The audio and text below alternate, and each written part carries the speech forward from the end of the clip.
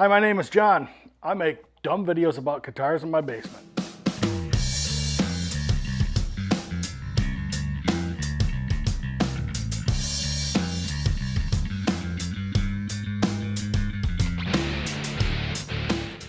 Today, we're gonna go over the song Your Grace is Enough in the key of A. I found a playthrough video, but I didn't find anything that was a full tutorial on what was going on. So I decided I'll make a tutorial. And this is what I play when I'm the only guitarist in the band. We played this last night and I was the only guitarist. So this is kind of a simplified, all the stuff that I do when I'm the single guitarist. Like I said, this is the key of A. So we've got a capo on the second fret. If you play it in the key of G, take the capo off, move everything down 2 frets. So I'm going to speak in terms of real frets. 12th fret's the 12th fret, 9th fret's the 9th fret, etc., etc. So, and when I say open, it's still referring to the 2nd fret, but it's still just a open note. So there's that. So the song starts out, and it kind of does this. Before I get to that, using a lot of reverb, a little bit of delay, and I have 3 gain pedals on my Helix. So this is just with 1 gain pedal, then I'll add a second one during a big part. Since there's no real guitar solo, I don't add the 3rd stage. So just a lot of reverb. We've got the plate and the dynamic hall reverb, and simple delay, and a KO2 distortion on. So we start out and we're going.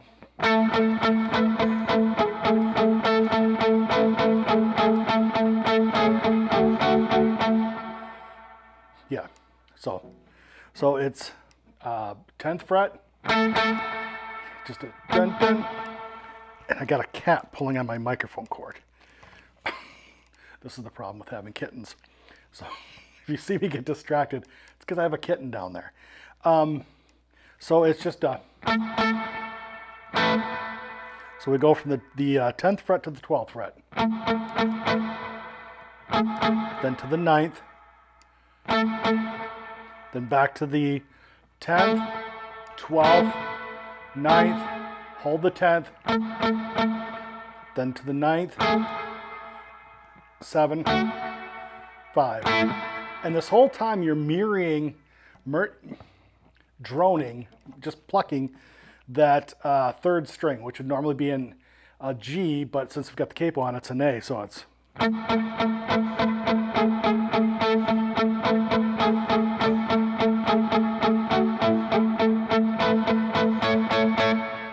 So once you go back down to the 5th,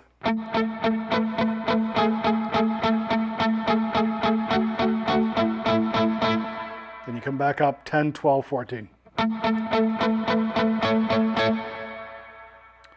And then that whole thing repeats again, but instead of going down, you go up. So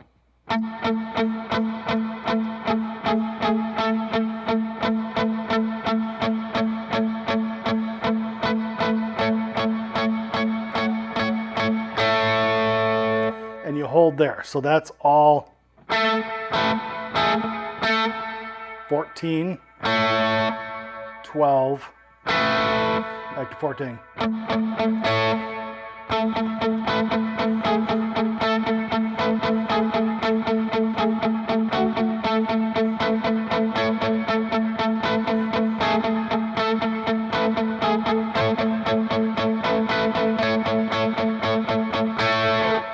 So first verse, I put my middle finger on the 5th fret of the 2nd string, and I just pluck through it kind of like an arpeggio.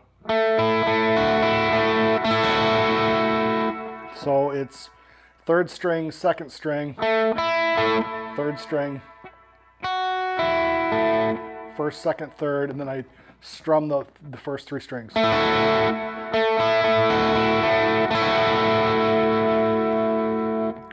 And then after the 2nd verse, I add my 3rd finger on the 3rd fret to end it.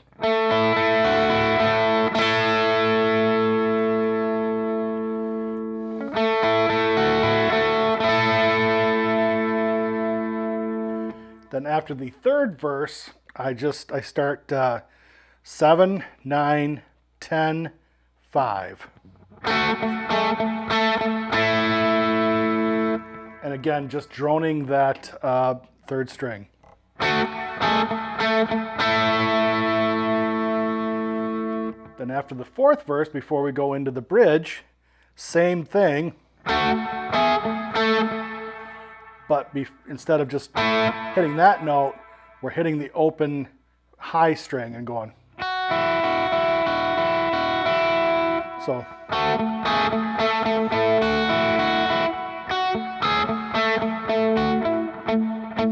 I'm kind of hitting that E note, which would be the 5th fret on the 2nd string. And then add your 1st finger to the 4th fret, bar the 10th fret, and add your 3rd finger to the 12th fret.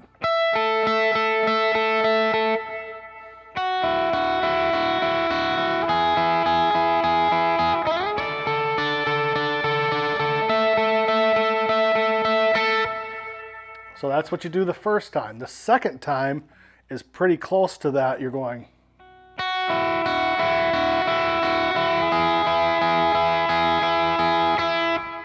Now at this point, you can choose to add a little gain to the amp for you're going to play octaves, which if you're learning this song and you're playing guitar by yourself, I probably shouldn't have to teach you what octaves are, but just in case. An octave is you take a note on the, in this case, the 5th string, and then 2 frets up on the 2 strings up. So it's the same note, just 1 octave up. So you would go. So that's 9, 11, 12, and 14.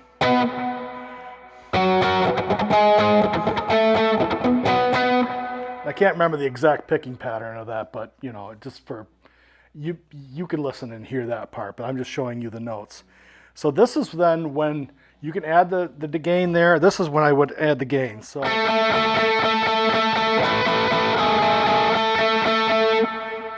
2, 3,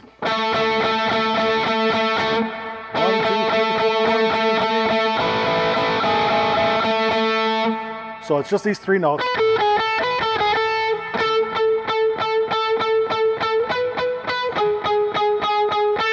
But you're droning in that 3rd string.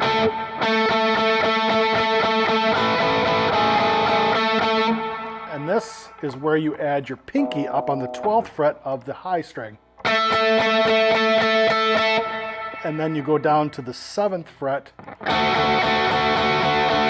So it's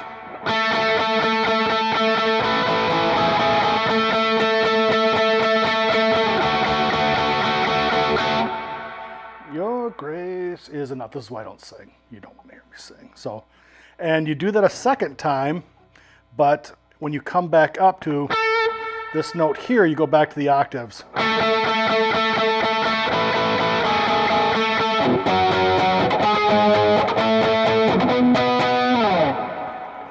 And then it goes back to another verse. So you just play that chorus part one time, and you go on the verse.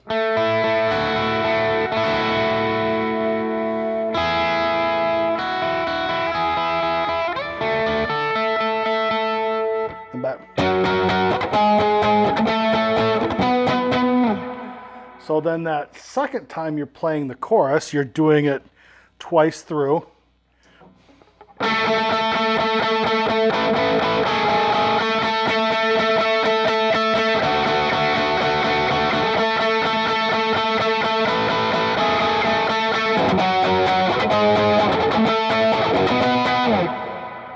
And then it repeats.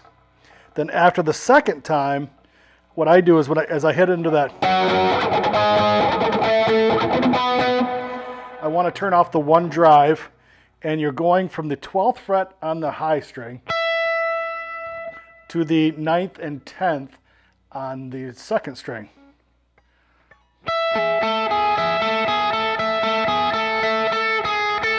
So 12, 10, 9, 10.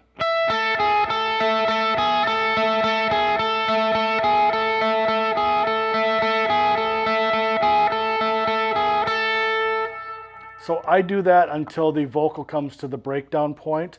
I know that there's something in there, and I think that they're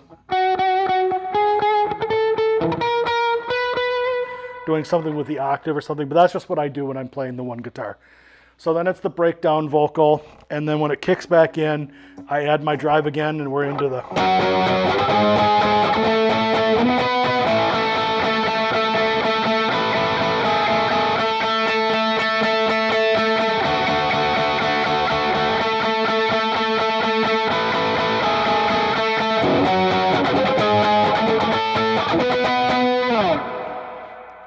And then you do that twice for the chorus, and then you get into the tags, which is the same as the beginning, basically.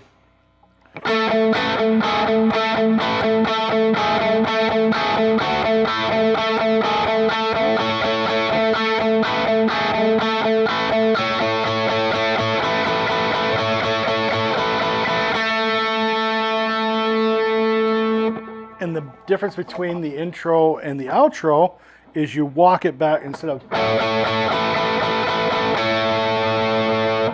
That's what you do at the beginning, you hold that, but at the ending you go...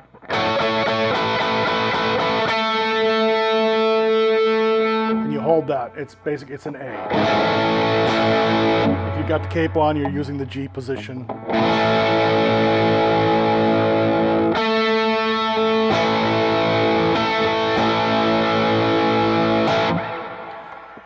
So that should be it. I'm not going to do a playthrough on it. That's just all the parts, and you can put them together. And if you got any questions, leave a comment, and I'll do my best to remember how I played it, because I tend to get these things out of my brain pretty quick. Also, if you have not used P90s for any worship music, they're really fantastic. But what I have found, and this is true with any genre of music when using P90s, I have to reduce the volume just a little bit. Like this right here on the bridge, I have it at 7.5 and the neck is at 9, which is why I love having numbers on my knobs and having little what they call thumb bleeders and pointers, so I know right where I'm at. I've got the tones on 10, but my rhythm is on 9 and my bridge is on 7.5. Otherwise, if I turn my bridge all the way up, it's...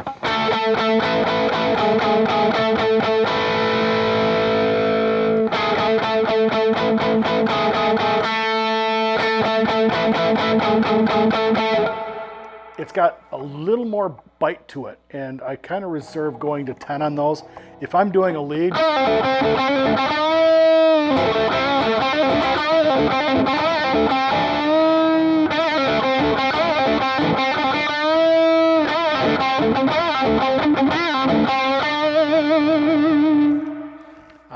I like to use that for a little increase, a little boost without having to mess around with any pedals or anything like that.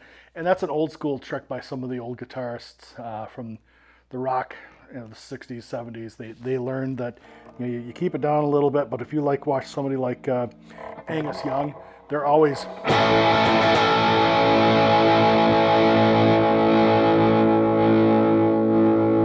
And if you got good pots, you should be able to hear, like this has good pots, it's CTS pots in an Epiphone. So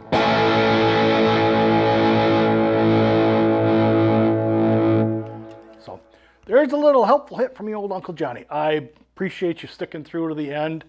Again, questions, comments, leave them. Thanks for watching.